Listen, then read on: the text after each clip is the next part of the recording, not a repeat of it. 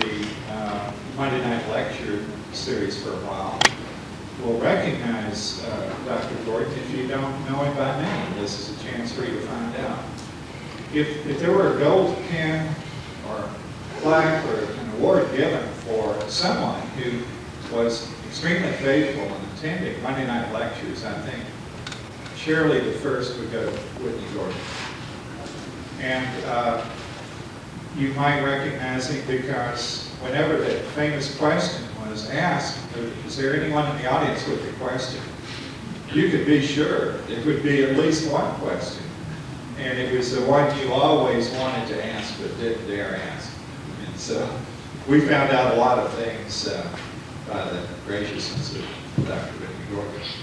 And I think that probably there's nobody on this campus that better exemplifies the spirit of academicism or the spirit of interdisciplinary collaboration, because there have been more interdisciplinary activities that have involved him than anyone else I know on campus. And he's also going to speak because he is probably one of the most eloquent speakers I've met at Ball State. Dr. Whitney Gordon.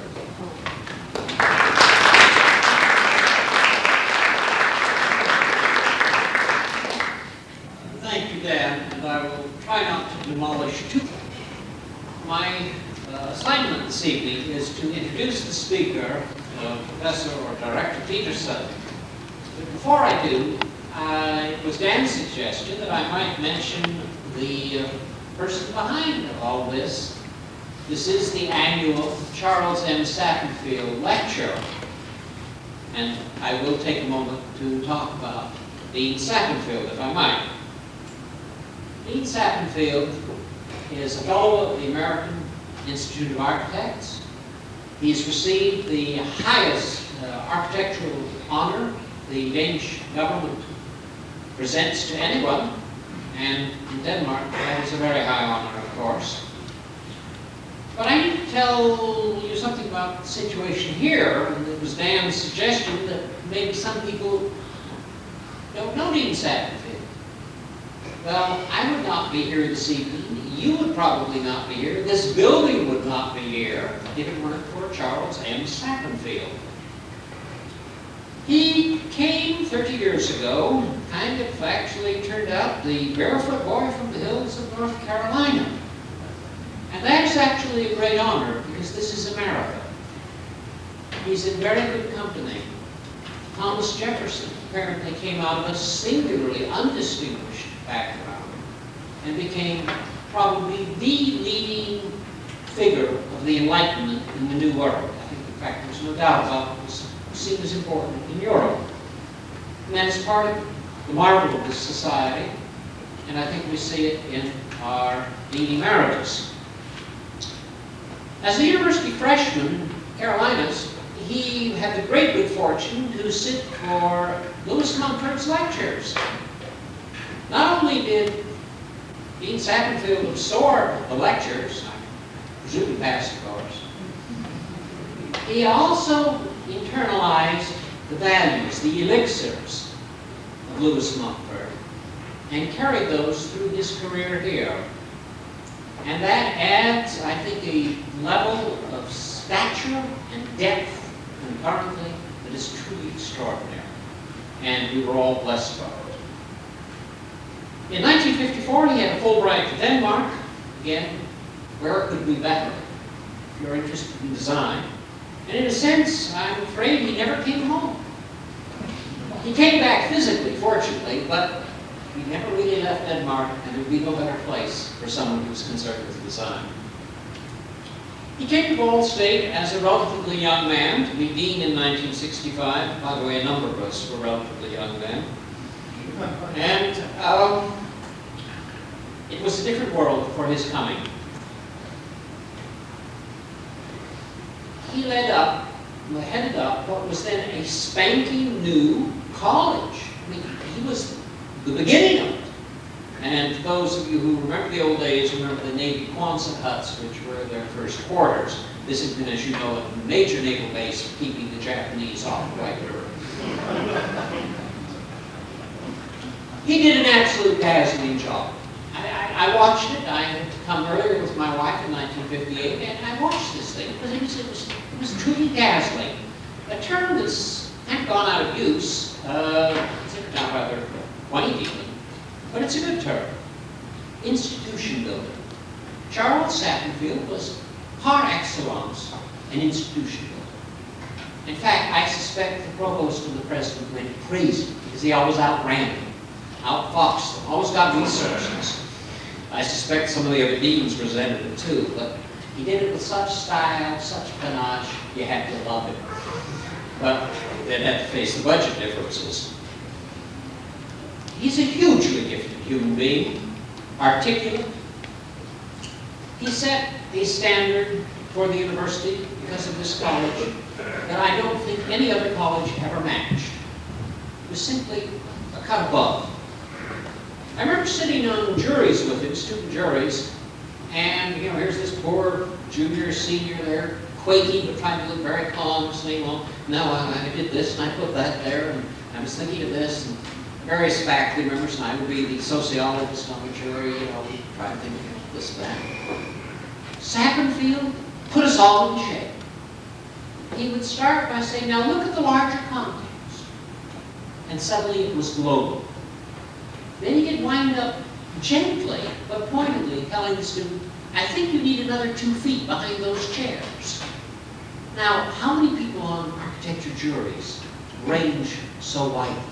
It was a really quite extraordinary. Then I served on committees with him. And he conceptualized better than anyone, including various higher administrators. He was more persuasive than anyone. And he was more succinct, and did it with style. And when he was done, he made concrete proposals that you had to say yes to.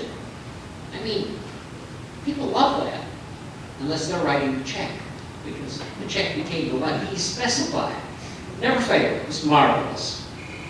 In short, these annual lectures, the Charles M. Satterfield lectures, are in honor of a truly distinguished colleague and administrator who for 30 years has been on this campus, this community, and has been simply marvelous. I would like to suggest an applause for Charles Satterfield.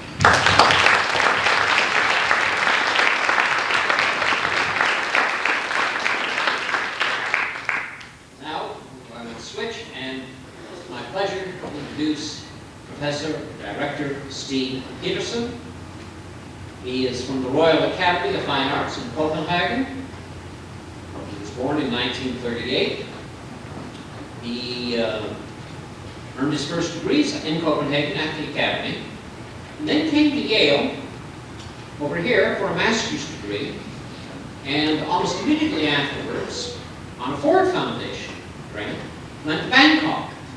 I'm glad he was there when he was there in the 1970s, because I was there in the early 80s, and it was tragic how rapidly the city was changing and deteriorating.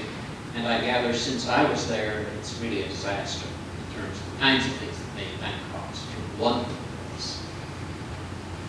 He currently is director of the Danish National Center for Building Documentation at the Royal Academy of Fine Arts in Copenhagen. He has 7 books to his credit, and I'm pleased to say the last one is in English. The penultimate one is in French. The others, I hope your Danish is good. Currently, he is working on a 12-volume work on Danish castles and gardens. This reminds me that Dean Satterfield used to suggest that, we could do more with design. In fact, he sponsored Design Indiana. He said, we have roughly the population of Denmark. Why are not we as yeasty and creative and as aware, particularly aware of design creativity here? Well, I keep thinking, Director Peterson, if you were to write a 12-volume study of castles and gardens in Indiana, I'm afraid before you're through, you would be photographing some rather grubby side yards in some of our towns in order to fill up the last volumes. Well, by the way, tomorrow night at 7:30 at the Minnetrista Center, Director Peterson will be talking about his current 12-volume work. I don't think he will read all 12 volumes to me. By the way, my wife, who is his dinner partner, says he's an absolute delightful dinner partner. So see if you can get him next to you for a meal before you die. Professor Peterson's topic is Islamic gardens. The paradise garden and the desert. Professor Peterson, I may now turn it over to you.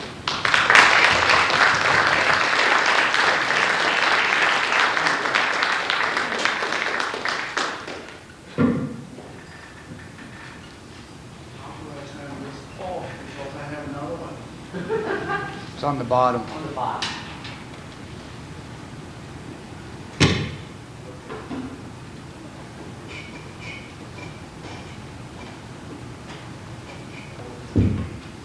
Can you hear me? Yes. Thank you very much for a very generous and friendly introduction.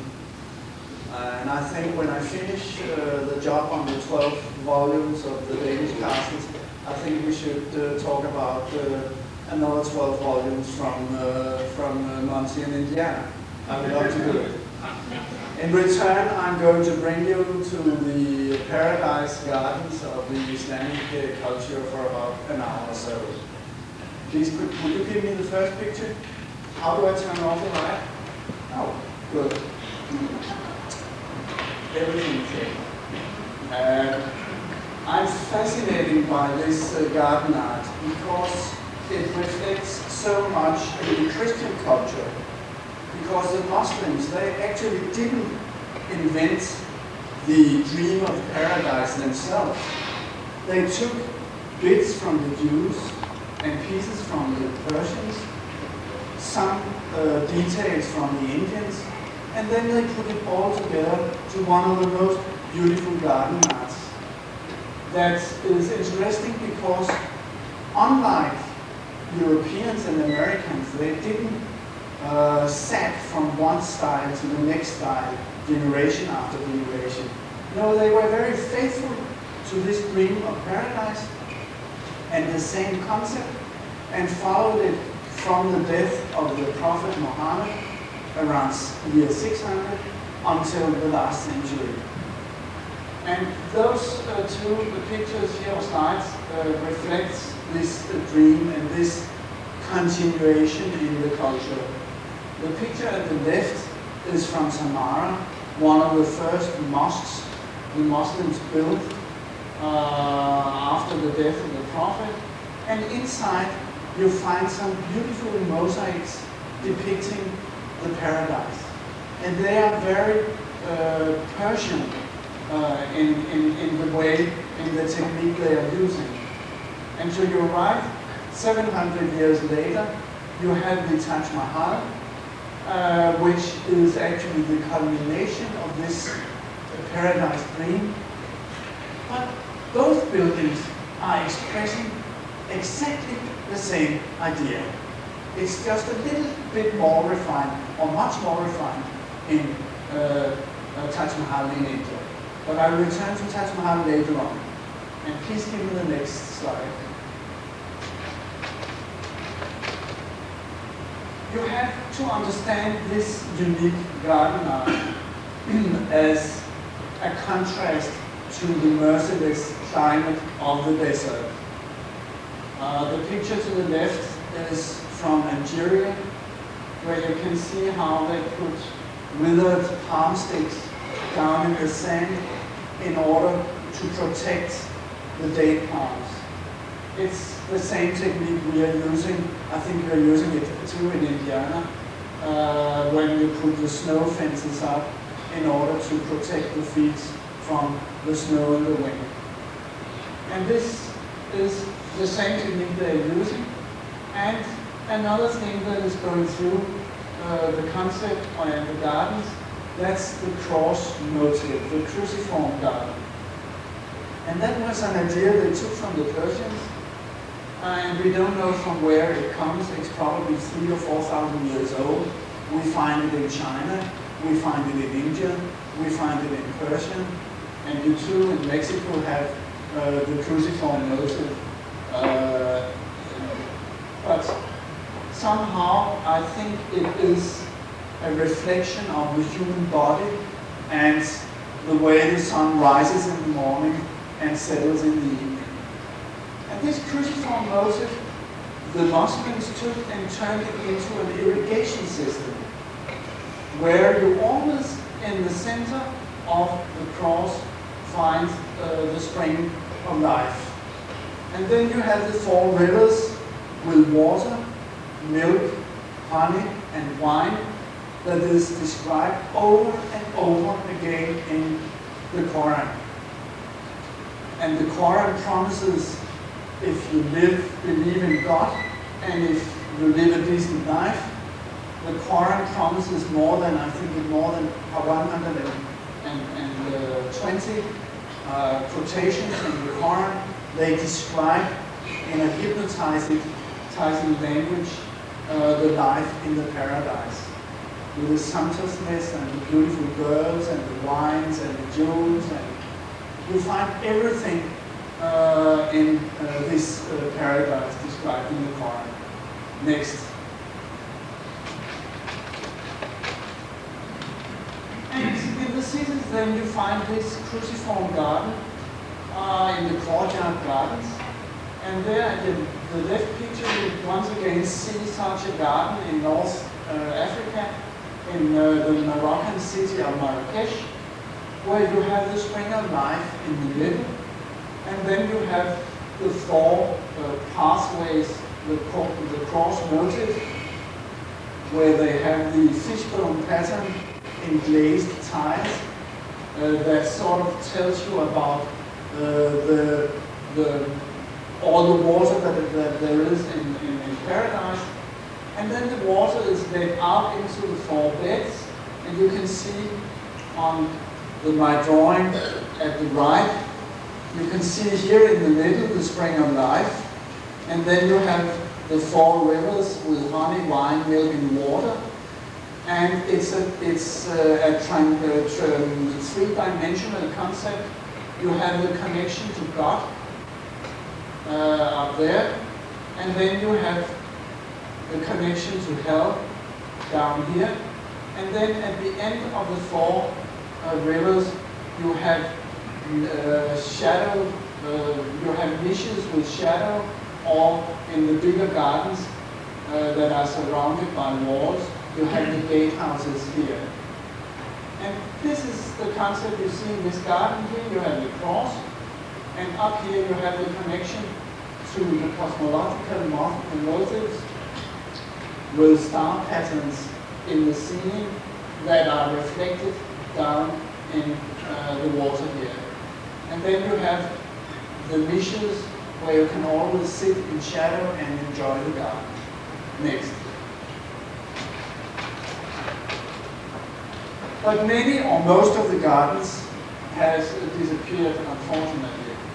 So we have to go into the miniatures and the paintings, or even to the carpets, in order to understand this garden art. Here you have one of the Mughal miniatures from around the 15th century. And here once again you have the spring of life in the middle, and the 4 rivers irrigating the beds full of all kinds of trees, fruit trees and flowers. And you can see how the workers are moving the earth in order to let the water these trees. And when they were traveling in the desert, they brought with them garden carpets, beautifully hand-knitted garden carpets. And then when they raised their tents, they rolled the carpets out, the paradise carpets, and you can see exactly the same with the spring of life in the middle, and the rivers, the 4 rivers, and then you have sort of very stylized the water leading out into the 4 beds with the trees and the flowers. So they always brought the paradise garden with them wherever they went. Next. And the irrigation technique also came from Persia, and and it's more than 3,000 years old. And if you go by an aeroplane over the desert, you can see these strange patterns. It's like logworm holes in the desert sand, and it is actually underground canals leading the water, often many, many miles from the villages, often from the mountains. They dig a vertical hole down in the sand, and then at the bottom of the hole they dig canals leading the water down to into the villages. And for every 10 or 20 meters they sort of take the sand up, and so the sand is forming protective rings around the holes, so they always can get down and repair the channels, the underground channels. And this is a pattern you can see all over the Arabian world. And this Persian system of irrigation always is leading into a reservoir close to the village or the city, where all the dust and sand is getting down to the bottom of the water, and from there on it gets into the village. Next. And in the village they had about 20 or 30 different ways of using the water. The most clean water is of course the drinking water, and that is available and free of charge for everyone. And the next one is the water they use for the ablution before they pray to God. And then is the water they use for food making, and the water they use for washing themselves, and then the water they use for washing their camels, and so on. They have a hierarchy of different qualities, water qualities. It's not like here in the West, where we use the same water cleaning our cars and drinking, and it really tells us a story about how little water they have in the desert. So they have to take care of each little drop of water. And you can see in such an oasis town how finally the water is let out into the field, and how they are building small walls and leading the water every morning before the sun rises and becomes too hot, leading the water out into what we call the beds.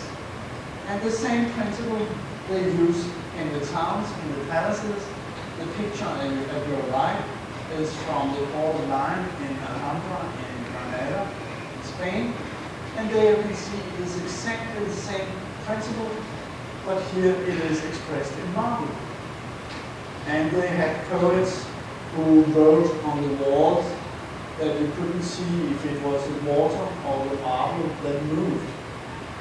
So through the lyrics they describe how wonderful the water was and how much a paradisiac thing it was for the desert people, that they had plenty of water. Next. And they were really masters in turning the irrigation system into architecture to give the water some kind of aesthetic qualities. They had some ramps made of sandstone with a certain pattern. They developed it in Persia in order to make them look like the river in the paradise running with milk. And in other gardens, they let the water over the brim of niches. So this very thin carpet of water, through it you could see oil lamps they put behind the water, or flowers, so that the water became transparent. Next. And in countries where they had extremely little water, they made this technique of glazed tiles. So even a centimeter thin carpet of water, like in the picture at the left, looked like a river, a spring river. But for a Muslim, that was really the way he or her came in contact with the divine. They can sit for hours looking at a picture like the one on the right picture, just a little drop of water, and the way the sky is reflected, and the sound of water is very much a sensed art of gardening. Is very, very important to them. Just the way we are sitting, sort of meditating in front of a fireplace, looking into the fire, the Muslims can sit for hours and look at a single drop of water. Next. And these two pictures are in order to understand how different this garden art is from the European, the Western garden art. On the left, you have one of the first Baroque gardens in Europe. It's the castle Woollen, the forerunner for the park at Versailles.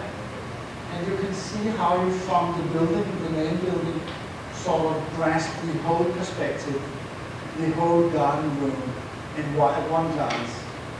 It is more or less a way of describing your power, your territorial ability. Whereas at the right, you have a rich man's home in the Arabian world. The most important thing is the water, the sound of the water, and then the shadow and the lushness of the plants. And he doesn't walk around in his garden. He's sitting inside in his house and looking out into the garden. And just that he owns his garden with a lot of shadow, that's enough for him. That's the way he feels in contact with paradise. Next. And these two pictures too are from, the left one is from England, the English landscape garden. It's a garden called Stourhead in the southern of England. And you can see how the concept of the garden is based on a series of architectural rooms. You pass from one room into the next, and it's 100% artificial. The lake has been digged and the trees have been planted, and it's a way of imitating nature. Whereas the picture to the right is from a Persian garden, and it's completely different. It's very regular, very schematic. You can almost close your eyes and listen your way through the garden because you can walk after the water. And you have this, we call it cypress, the tall trees, the dark trees, cypress, expressing its eternity and giving shadow to the garden. And then at each side of the gangway, you can have fruit trees on one side and you can have wine at the other. It's a completely different concept. Next. But the thing is that this regularity, because of the cruciform motive, they plant everything, what they want, and where they have the space for it. It can be garlic together with wine. It can be jasmine together with roses. It doesn't matter. The purpose is to give shadow and to make everything grow. And it seems very orderly because you have this cross motive in all the gardens. And what is very important too is the smell of roses and jasmine, and that's why they are making trellises, as on the picture to the right. And you can sit under the shadow, close to a fountain, and you can listen to the birds sing, and you can smell the flowers, and you can listen to the water. Next. But it's certainly not a garden you are walking around. And as I said in the start, everything is an expression of life after death. And even the buildings too, is a way of describing everything that grows. The mosques in Samarkand, in the southern part of Russia, are actually gardens made in glazed tiles. And the calligraphic bands, you can see them here, are describing in a very abstract way sentences from the Quran describing life in paradise. And you can see on the picture at the right how they are making wine templars going up towards the light, close to the entrance of the mosque. Next. And they refine these motives generations for generations, and you can stay in front of such a panel like the one at the right, and you can, at the first glance, you cannot understand it, but then suddenly it becomes three-dimensional, and you can see star patterns and all kinds of patterns interweaving between each other. And that's a very, very fine technique. The Muslims were very clever at. And two, the way they were putting patterns together in the most fantastic way, so that all the different patterns, they sort of eliminated each other. And each square centimeter was covered with decoration.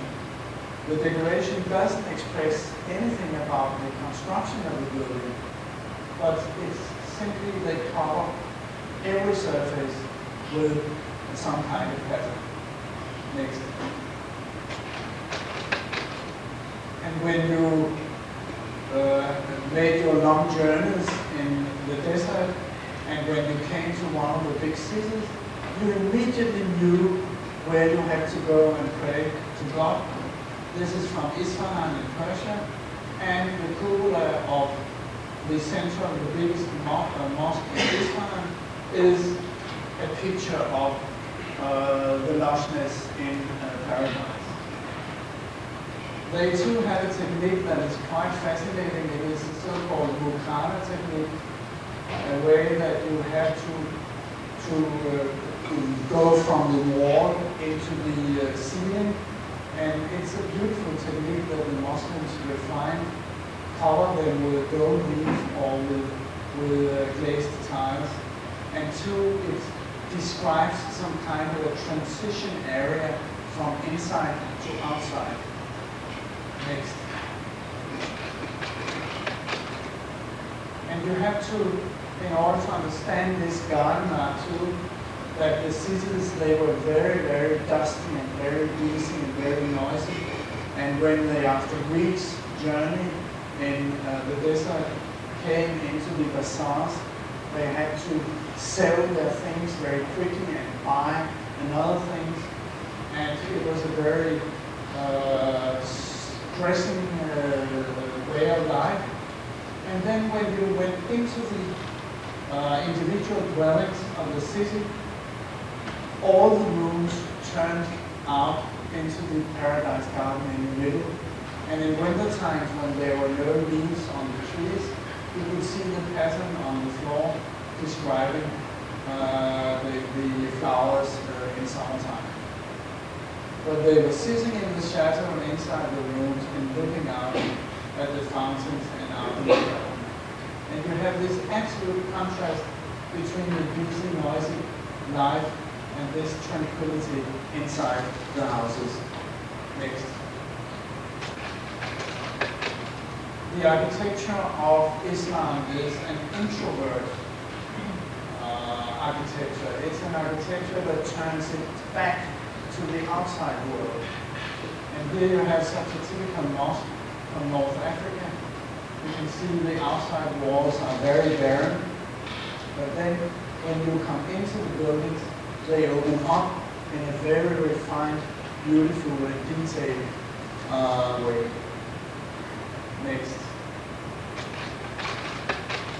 And here you see from Isfahan a typical building that is turning its back to the outside world. This wall here, the surface out into the central square, is having glazed tiles, but the rest is of no interest. And then when you come inside the building, you have this beautiful technique with the tiles, again describing the paradise. And in the mosque, it's the only place where they have fountains, where the water went all the way up to the brim of the fountain, because it described the richness of the water in paradise. But that was the only place where they could use so much water. Next. Then we are going to Andalusia in Spain, the best example of Muslim garden art in Europe. And in the former mosque of the city Cordoba, we have a beautiful garden, the orange garden here. And at the right you see the plan how the mosque was around 800. And each dot is a column. And originally the mosque was open out to this orange garden. Here you can see now that it has been closed by the Catholics later on. But originally you could sit and pray to God in the shadow in this kind of architectural oasis with each column representing a date palm. And then you could look out into the real garden in the form of this orange encounters courtyard. A very simple and very fine principle. Next. And in the Alhambra Palace, you do have the oasis from the desert moved into the middle of a city. And each column here too is representing a date palm. And in the middle, you have the spring of life. And then you have the four rivers running out into the rooms. You can see the plan on the right. And the interesting thing is that originally the gates were sunken 1 meter below the cruciform gangways, because the Muslims, they always try to bring their eyes in visual contact with the spring buds, with the flowers. The stems doesn't interest them. It's only the flowers. And originally the Cordoba line was planted with orange bushes, and only the buds were getting up over the gateway. So they could sit inside the room and look at the buds. They could sit in the shadow and look out at the buds. And that has unfortunately been spoiled now, because the living structures, when they kind of they will spoil the orange bushes completely. Next. And this is a motive that goes again and again to at Alhambra. You have the beautiful garden of, where is it over here? Tenerife. You have probably some of you have been there. And that's another cross garden you can see in the picture on the right. And this beautiful garden you see today is a Renaissance garden. Originally it was dwarf trees sunken 1 meter below the cross so that you only saw the top. They have recently found the seeds so they can they know exactly what was growing in this garden, and it was only dwarf trees. But you can see again the cross motive in